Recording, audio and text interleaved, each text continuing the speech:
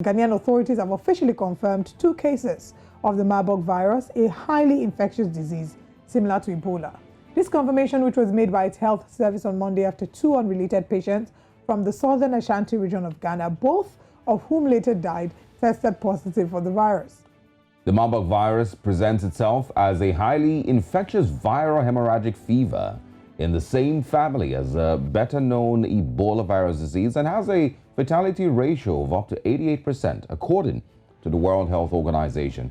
The patients had shown symptoms including diarrhea, fever, nausea, and vomiting, and also adding that more than 90 contacts were being monitored.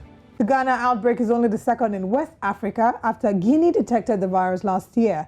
The patients in the Guinea outbreak also reportedly died from the virus. Joining us this morning all the way from Ghana is Dr. Franklin Asiedu-Bekwe, Director of Public Health, Ghana Health Service. Good morning, Dr. Franklin. Thank you very much for joining us. And let's get into the conversation this morning. What do we need to know about this deadly Marburg virus outbreak in Ghana? Thank you very much, and good morning to your viewers and listeners.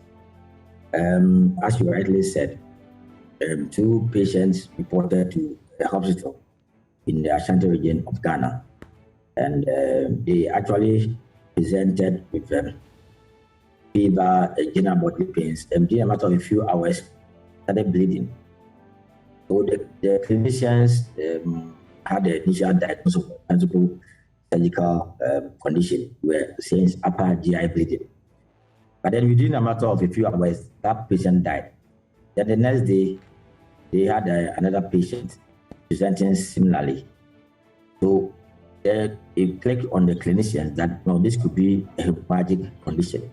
So in that case, they put a suspicion of acute hemorrhagic fevers for both, and samples were taken and sent to our lab in the Guinea. So we had the initial results, but because Ghana is not known to have Marburg, we sent the samples to Institut Pasteur, which is the WHO reference lab for hemorrhagic fevers. So last Friday, the results came as positive. But after our initial confirmation, we started identifying the contacts. And let me say that we have been able to contact 98 persons. Now these 98 persons, as at today, we have actually discharged 39 of them, meaning that they've been monitored for a maximum incubation period of 21 days. For us, for now, it's being seen as a localized outbreak, centralized in that part of Ashanti region. Our approach is containment as source, and I would say that though the cases reported about 2 weeks ago, we haven't reported any other case. For the 98 contacts, there's only one that developed symptoms. There's a health worker who had fever and had bleeding in the stools. So samples were sent to Noguchi and came as negative. We also randomly selected 13 other contacts and tested them. They're all negative. So I will say that for now, of all the contacts, none is showing any symptoms. The situation is stable. What we try to do is that we've tried to expand our surveillance system by involving the volunteers so that they have a better view of the communities, better inform us if there are any new cases. But for now, we haven't reported any new cases as of now. All right, share a little bit more about the containment measures that are being put in place. Of course, it also says that there's more resources that will be deployed in response to the outbreak in Ghana. Can you share, more with, on that regard? These 90 persons, you said 39 have been observed and have been, released. The others, are still going to be monitored. There are other things that the Ghanaian Health Ministry must also start to do now. Okay, thank you very much. So let me say that this response is being done in conjunction with all the other key partners. So we have WHO, we have CDC, we have UNICEF, we have FDCU, they are all on board. Because it's a zoonotic condition, the Wildlife Division is also clearly involved in this response. Our initial investigation, we are not able to ascertain the source. So the Wildlife Division will be doing a very extensive environmental assessment to give us an idea of the possible source of this infection. The health facility that manages the cases is a very small one. we have very limited isolation space. So the idea is to erect temporary tents that will manage cases if they should occur. We are also trying to rent more of the clinicians to improve their ability to suspect and to diagnose.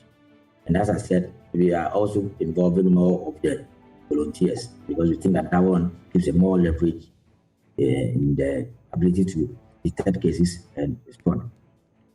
So one other issue is about risk communication. And so we have other partners, GIZ, they are on board to improve on the risk communication. I think that we are doing it in two ways. So one is more of kind of a localized risk communication and then a centralized risk communication to raise awareness on the outbreak in the country.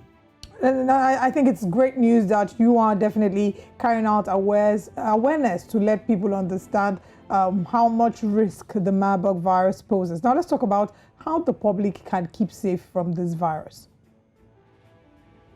Yeah, so the reservoir is bats, and there are parts of Ghana that is bats. So we are sending out the message about how to avoid these bats, at least for now. It's not been very challenging. You know, we are in an era of several diseases, monkeypox, COVID-19, influenza A. So people are wondering what is going on. And apparently our message is that we are actually eroding into the territory of animals, which is making it ripe for we getting zoonotic diseases. So we are actually, I would say we've started some communication. We fully going to up our game, purposely on the social media and also in the local community. Now that we are involving the volunteers, one of their tasks is also to engage the local citizens about how to avoid some of these bats. Then we're also talking about the avoidance of persons who may be infected with the disease. I think that in coming days, we are going to have a better communication as we've started. We are grateful for your opportunity to, I think it's giving us the national leverage that we need to get the necessary support. Thank you, Dr. Franklin. We certainly hope that the people of Ghana and the whole of Africa is able to contain the Marburg virus and it doesn't become something that becomes a global crisis. But thank you very much for joining us. Thank you very much. All right. Of course, interesting there. I was just going to, quickly ask, about the consumption of bats, and if that's a normal thing, in certain parts of Ghana or Africa. If you remember, also COVID-19 started with, a certain conversation surrounding, bats or rats now in China. And same thing with the Ebola virus. Okay, the Ebola virus was a monkey, We're fatigued from all the viruses. I mean, it's aside the fatigue, it just, I don't know. I'm going to listen to a little bit more, podcasts, and listen to some, other conversations surrounding these pandemics and see if there's some other information that we might be missing, with these things. Because, I feel like it's, when these things happen, it's pretty easy to just say, oh, someone ate a bat, someone ate, an orangutan, or someone ate something random like that, and blame, those animals and blame the consumption of those things. But the conspiracy theorist in me speaking. Anyway. I was suppressing the laughter because I'm like, what's going on here? I'm just saying because... Are you a Marvel fan? Yes, I am. Yes, I am. But I think, yeah, maybe. But I mean, I just feel like there might be more to some of these things that we don't pay attention to, and it's just the easiest thing to say, oh, someone ate some lizard, and that's it. That's where it's coming from. Hopefully, we're able to control it, and it doesn't go more than the 2 cases that we heard of in Ghana, and they're able to completely. It better not go more than those 2 cases. We do hope that. All right.